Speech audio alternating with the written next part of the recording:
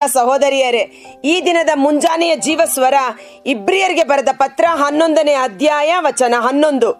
ಇದಲ್ಲದೆ ಪ್ರಾಯ ಮೀರಿದ ಸಾರಳು ಕೂಡ ವಿಶ್ವಾಸದ ಮೂಲಕವಾಗಿಯೇ ಗರ್ಭವತಿಯಾಗುವ ಶಕ್ತಿಯನ್ನು ಪಡೆದಳು. ವಿಶ್ವಾಸ ಮತ್ತು ಶಕ್ತಿ. ಸಾರಳು ಪ್ರಾಯ ಮೀರಿ ಹೋಗಿದ್ದರೂ ಸಹ ವಿಶ್ವಾಸದ ಮೂಲಕ. ಏನು ವಿಶ್ವಾಸ?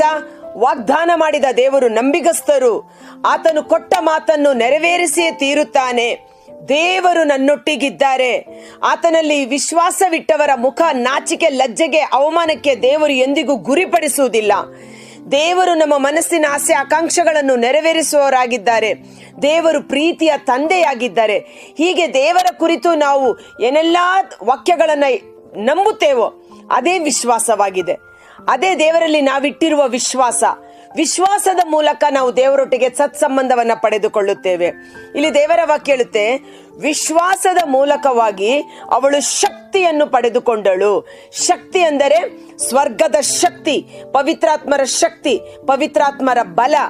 ನಿನಗೆ ಜಯ ದೊರಕುವುದು ನಿನ್ನ ಸ್ವಂತ ಶಕ್ತಿ ಸಾಮರ್ಥ್ಯದಿಂದಲ್ಲ, ನಿನ್ನ ಜ್ಞಾನದಿಂದಲೂ ಅಲ್ಲ.